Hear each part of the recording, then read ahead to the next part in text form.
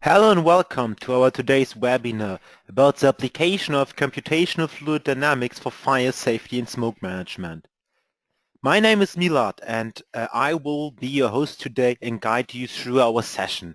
I'm the product marketing manager at SimScale, and as a part of my role, I regularly organize different kind of learning events and learning resources like workshops, webinars, and so on.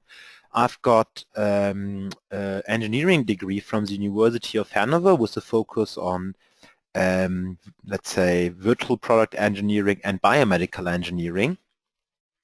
Yes, and before we start to dive into our today's topic, I would like to give you a brief overview about our today's agenda. So first of all, we will start with the crisp introduction to SimScale. As you might know, SimScale is the world's first web and cloud-based simulation platform. And I will just quickly show you how SimScale is working, what's the difference to on-premise simulation software, and how SimScale is currently used by engineers from the field of architecture, engineering, and construction.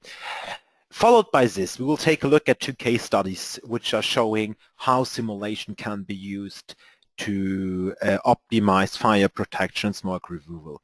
The first case study will be focused on the CO removal from a parking garage, and with the second case study I'm going to present you today, you will see a kind of sneak preview, because this is actually the first time we are going to show our FDS-based simulation results. And in the case you are interested in FDS in the fire dynamic simulator and how in the future it can be used together with SimScale, you should stay tuned and precisely follow the next 25 minutes of this webinar.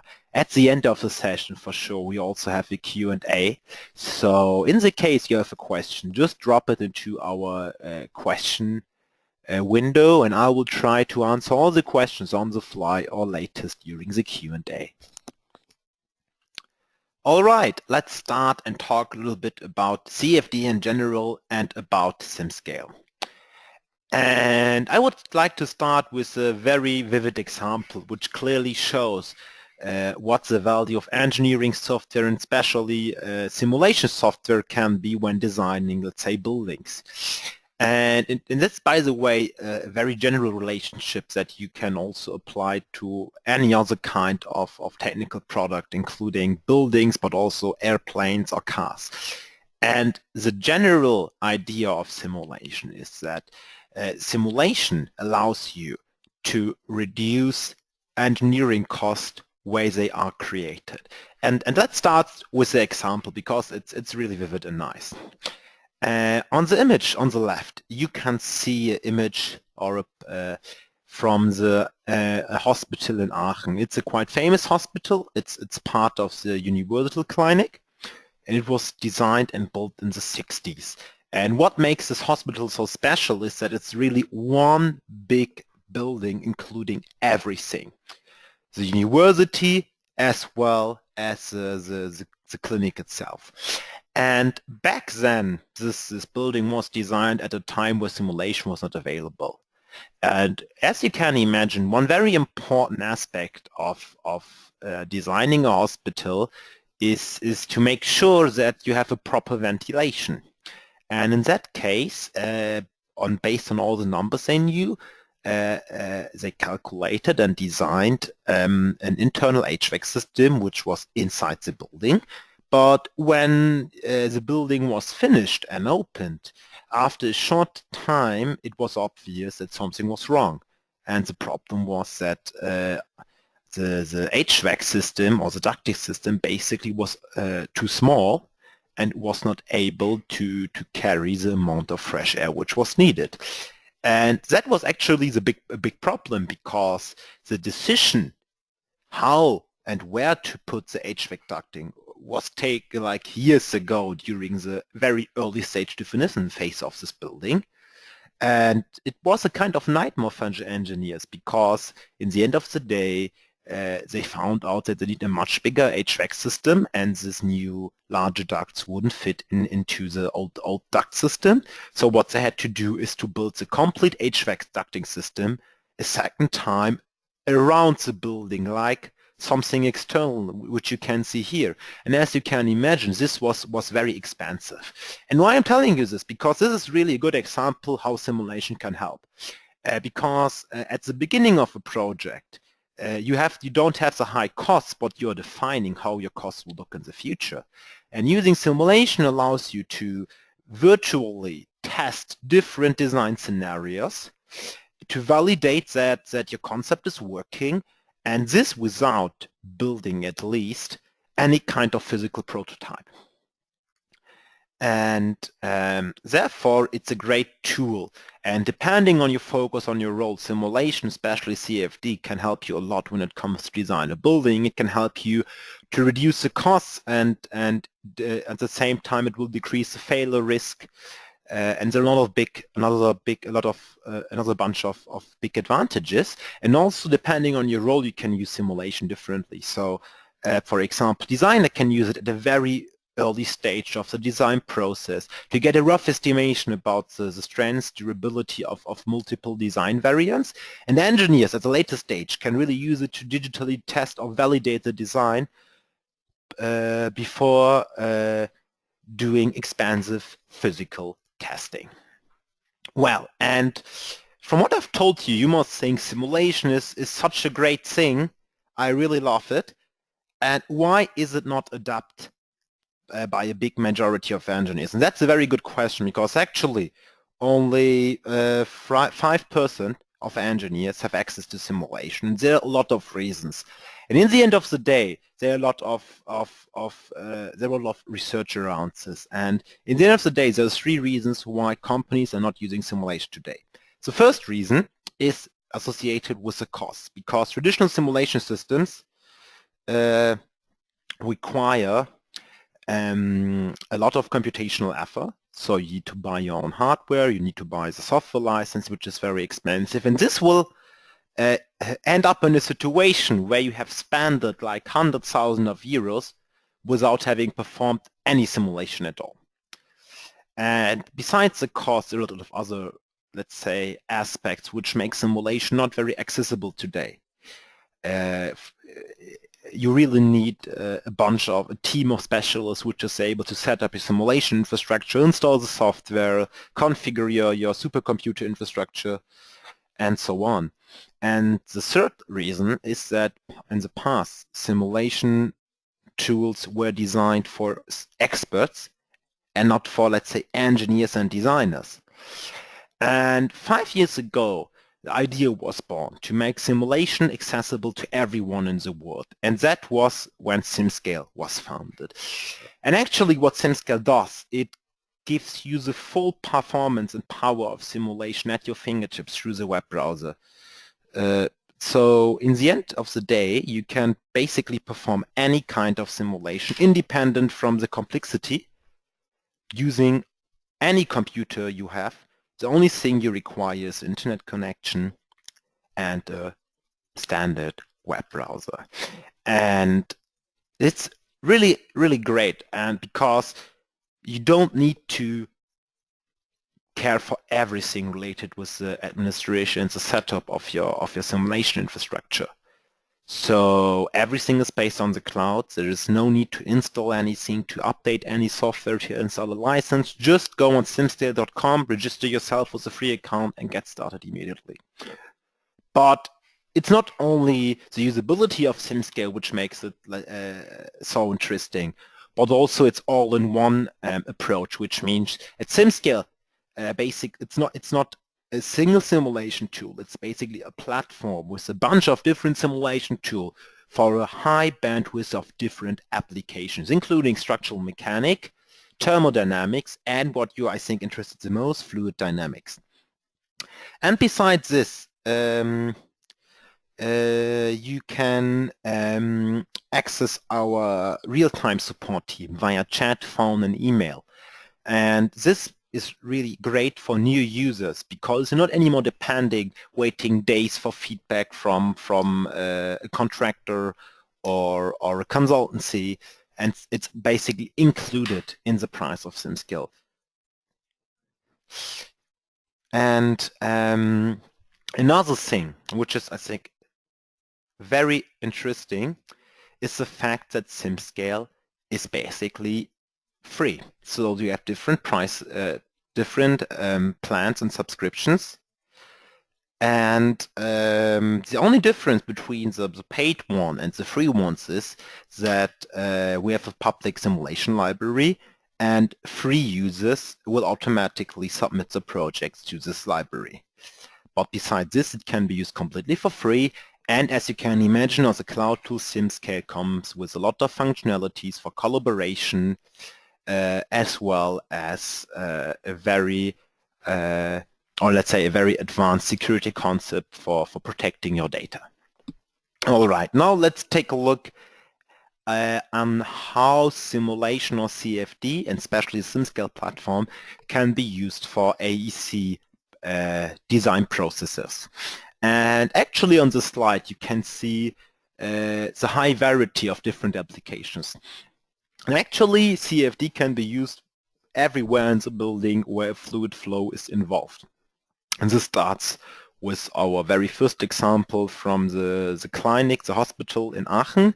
So you can use it to validate, for example, HVAC system and parts. And this is really interesting because if you think about the way companies traditionally, HVAC manufacturers traditionally provide you with data, it's quite poor. They give you maybe a loss coefficient, something like that. With CFD, you can really simulate in 3D the full flow in the whole ducting system, and also for single parts like screens, for examples. And you may know the company Acceptance, which is part of Johnson Screens Group, which is one of our big customers using SimScale for designing HVAC system and parts. But it's not only limited to what is happening inside the HVAC system. You can use it in general for any kind of energy efficiency improvement, including natural ventilation studies and stuff like that. For sure, you can also use it for structural applications. So we also have some customers using CFD to calculate or to predict the wind loads, which will act on the facade of a building. And besides that, you can also use CFD for internal flow regimes. And you can use it, for example, to optimize the thermal comfort inside the auditorium, a classroom, an office building. And you're not only limited to thermal comfort, but you can also investigate air quality and contamination, which includes passive scalars like carbon monoxide. But in the future, with integration of SDS, we will also be able to simulate combustion. Yes, and now I would like to show you two examples. And let's start with the first one. This is actually a real scenario from one of our customers. And this is actually a ventilation scenario, but this is a very good introduction to how CFD can be used for fire protection engineering, because it really shows how easily you can optimize existing design using CFD. And we will take a look also for the second example, will be a parking garage, but with the first example, we will focus on, let's say, normal operating conditions. So we will take a look at the smoke concentration, or the CO concentration, and for the second scenario, which is very important, the scenario in the case of a fire, there we will use FDS, and this will be discussed during the second example. However, the great thing about SimScale and SimScale CFD capability is that it allows us now to check regulatory compliance just based on the CAD model without building any kind of prototype. And just to give you an idea how these regulations can be. So on this slide you just see regulation requirements from different countries regarding the design of enclosed parking garages, and basically it's just about the concentration of CO, of carbon monoxide, which is toxic. And there are two kind of limits. One is related to the, let's say, short-term exposure limit, which is higher, and there is a kind of long-term exposure limit. And these are the typical design constraints we are facing. And now let's take a look at our scenario. So this is a parking garage. We have 80 cars, which each of them is releasing 8.2 milligram per second of CO. This was calculated based on 30% of total car capacity. This is really the worst case. And this is a kind of volumetric source which is inside the whole room. In addition, we have several fresh air supplies here, and the ramp is also a kind of not a supply, but it allows air exchange with the environment. And we have exhaust openings, where there's 3 of them, which are where the exhausted air is like sucked out of the building. And now we can use this simulation for several things. First of all, we can use it to make sure or to validate that our validation performance is according to the regulations.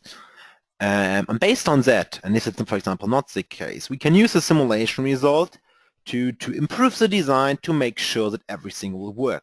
For example, in our case, we could use additional jet fans, which will have to enhance mixing where it's necessary and guides the flow in the direction of the exhaust openings.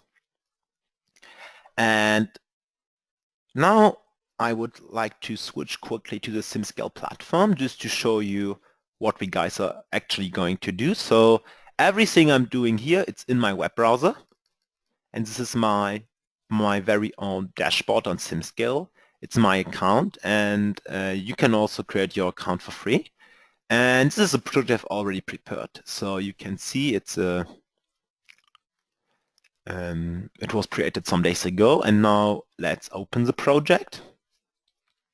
I will just went to full screen. We're still in the web browser. And just to give you a quick overview how things are working. So this is the model of our parking garage, and actually this model is representing the volume inside the garage. So we can, for example, remove the wall, so we have a full 3D interaction with our CAD model. And here you can see the different rows, for example, the ramp and some other stuff. And by the way, there are several options to import geometry, including native file formats like AutoCAD or SolidWorks, as well as Exchange file formats like STEP or STL. Once this is done, the next step is to create a so-called mesh. I don't want to go too much into detail here. If you're interested in the steps of meshing, we have a lot of great free videos and webinar recordings on our YouTube channel. But just to give you an idea about the role of meshing. So the big difference between a CFD simulation and analytic calculations is that actually, as the name says, we cannot solve these equations analytically, so it's done numerically, which means that we have to define where in the model we need which kind of local accuracy. And this is done by meshing the model. And meshing means you're dividing this one big volume into a lot of smaller regular volumes, and later the computer is only calculating velocity, pressure, and temperature for the center of these volumes. Now let's see if we can maybe zoom a little bit in. Yeah, and you can see it. This is the meshing. And this is very comfortable with SimScale, since we have a lot of automatic meshing options. Next step is to set up the actual simulation. So you just need to select which kind of transport phenomena you want to simulate. In our case, passive scalar transport. And then it's quite straightforward. You're like importing your material model air from a library, defining different inlet and outlet conditions. So we have these 3 things are our inlet, we have outlets there, and what is called the pressure inlet boundary conditions, representing the effect of the ramp, which is open to the ambient pressure. And once this is done, you can just start your simulation. It will be performed in the cloud. And as you can see, the simulation took 467 minutes. And was running at least on 69 processors. So just imagine how long it would take you to run the simulation on your standard workstation or laptop. And then you can even analyze the results in 3D in your web browser.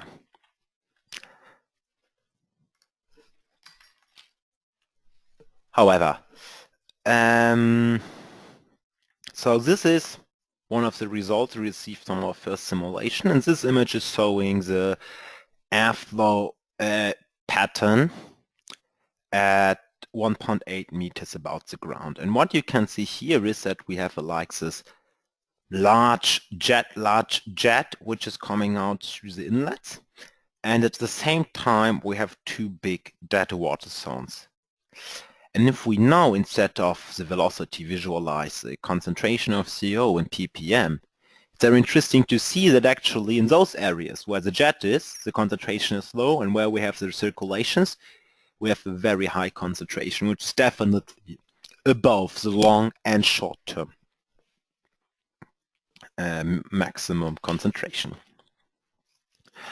And if we now take a look at them at the same time, it becomes really obvious. So in the, let's say, middle of this big vortex, actually we have the highest concentration, and we are much over the allowed threshold. So what can we do? And basically just taking a look at these two pictures will explain a lot. It actually explains why the flow is rotating, and it also explains why we have these high concentrations.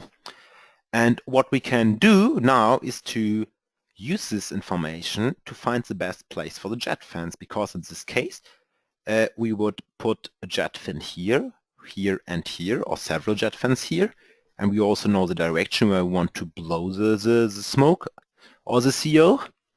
And so what we did, we placed just 6 additional jet fans, and don't forget, these are not creating additional mass flow inside the system, they're basically just changing the way the system is mixed. And now let's take a look at the simulation results with the jets inside. You can actually see the jets here, here, here, here, here, and here. So again, 6 jets. And now it still looks like, on the one hand, we have a lot of dead water zones, but if we take a closer look, it's not like the air is it's slow, but it's still not rotating completely through around its own axis. So let's visualize now the concentration. What we can see that there happen 2 effects. The first effect is that the total, let's say, volume of the space which is over our threshold decreased. It's smaller. And it's not only that, also the concentration, especially the concentration peaks inside this region, also drop massively. Let's again compare the velocity pattern with the concentration pattern. And you can, for example, see here was our peak before, where we had this high concentration, and it seems like this is distributed to the right point, to the right exit here, just by the jet fans. And the same is happening here in this left corner. And if we now compare both of them, in this case, the left side is showing the initial design, the right side is showing the final design with the jet fans, and we have visualize everything with velocity contours at fan height, and we can clearly see how the flow pattern changed, and it's really much more mixing, and you can see that in overall the flow is leading to the exhausters. And when we now compare the CO concentration, we can also see that not only the shape of this region changed and decreased, basically this one became much smaller, and this one also, but in the big one also the total concentration dropped massively from 163.9 ppm to less than 74 ppm.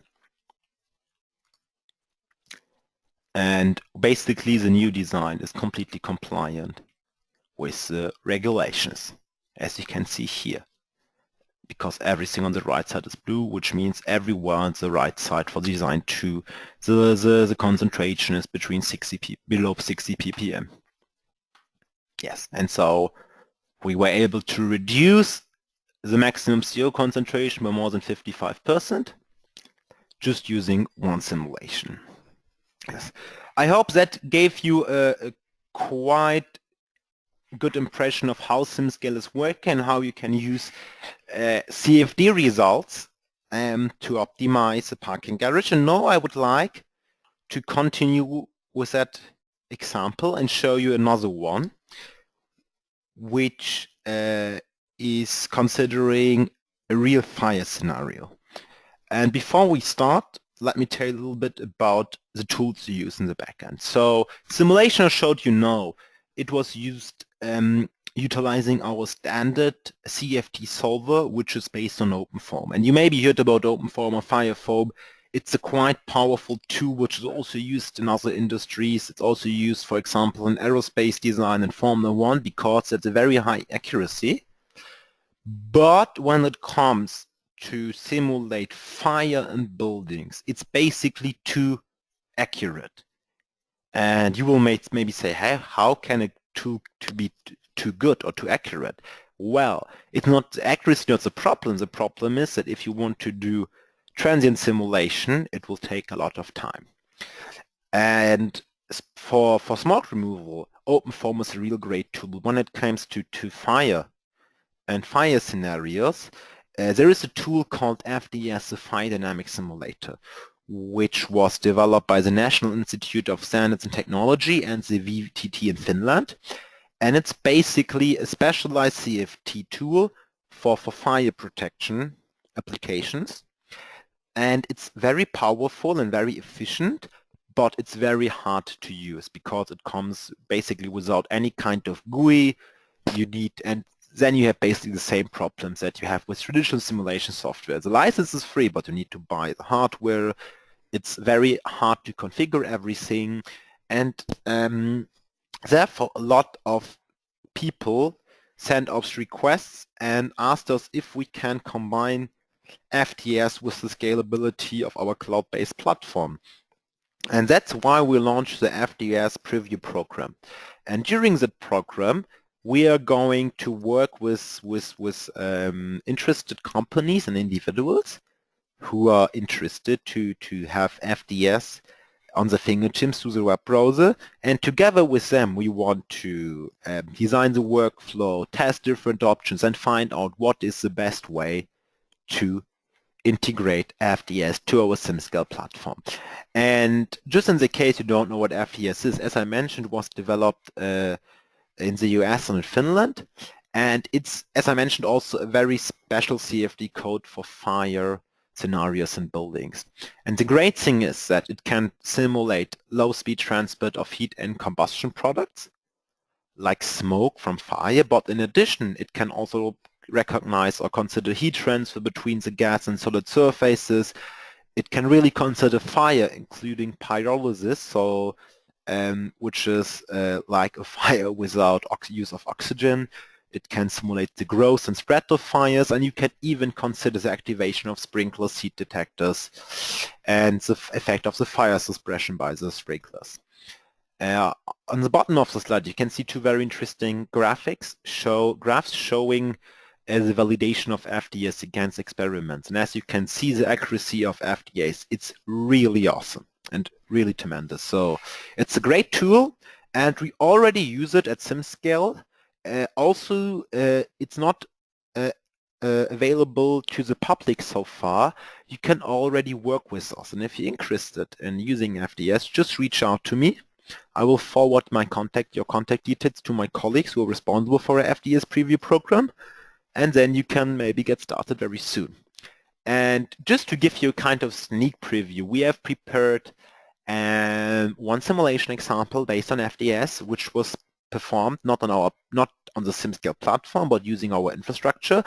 And right now at the moment, if you're interested, you can access to this technology through our application engineers. As I mentioned, just let me know you're interested. So let's take now a look at the case description. So it's again a parking garage. The only difference in this time we have is the layout is a little bit different. And in this case, we want to simulate the case of fire. So here's our fire source. So here it will start to burn. We have again different exhaust outlets and different fans and inlets. And what we're going to do now is that we do a transient simulation. So we start with the beginning of the fire. And for modeling the fire, we will use this kind of function. This is the heat release rate of our fire against the time. And after a delay of 30 seconds, so around here, we will activate our jet fans. And we will in total have 20 jet fans. And just to let you know, this is based on a case from our customer Jaffa, which is a professional company for fire protection engineering in Qatar and Middle East. And therefore, this example is based on a little bit higher fresh air inlet temperature, but this is something you can easily adapt with one click. And just because this question I'm quite sure it will be asked, we will use polyurethane as a fire burning material, which should represent a burning car. So let's start. So the first thing we want to take a look at is how the smoke propagates inside the room. So this is a top view from our parking garage. Here we have our fire source. And this is after 30 seconds.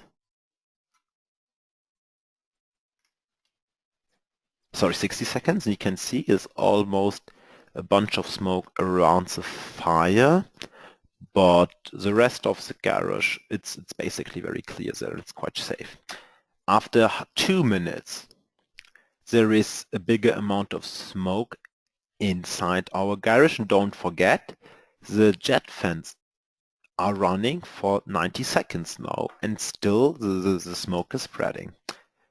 And basically what happens in the next 2 minutes is that the smoke will further grow. And after 300 seconds, so after 5 minutes, basically the whole garage is flooded with smoke. And as you can see, the density is quite high here in the center. And after additional 5 minutes, actually, the whole garage is really filled of smoke. And the only areas where there is some fresh air is in the near of the exhaust and the inlets. Yes, and as you can see, it becomes worse and worse, and at the end we have a kind of quasi static scenario. Yes, and now I've also created a visualization based on that. Here you can see the fire and the smoke, how it's filling up the room.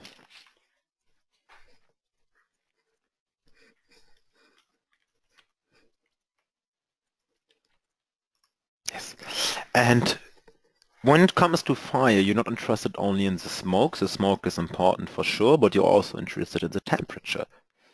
And in this case, we have the same view, this basically the same slice through the model. And now we will visualize the contours of temperature. And again, 60 seconds after the fire, basically the temperature is just a little bit higher. It's like 6 to 8 degrees higher than the ambient temperature. And the effect is really limited to the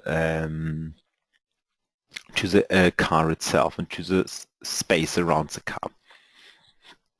After additional 60 seconds, we really have a high temperature here where the car is burning and some hot gas is leaving together with the smoke and creating these isles of heat. And after 300 seconds, yes, heat and smoke spread through the garage, and the whole, let's say, center of the garage is heated up. It's nearly 60 degrees, and this is quite dangerous being there. And if we continue the time, we can see how it develops.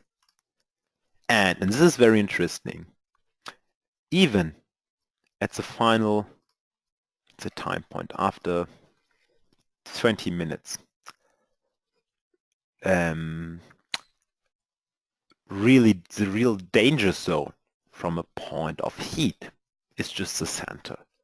But if we remember how the smoke propagation looked, the problem here is not the heat but the smoke, because it it's so dark and the visibility is so low that you won't be able to find escape routes. And yes, and for sure, a fume is also toxic. And therefore, let's take a look at the visibility, and this is something great because the visibility can be directly calculated from the simulation results according to your own standard. And here we use, can directly predict the visibility in meters. So red means when you're in the red area, you can have a view to up to 30 meters. And if you are in the blue area, it's 0 meter. Here you can see how it's also spreading together with the fire. And what you can also see is that the visibility is really worse. So just after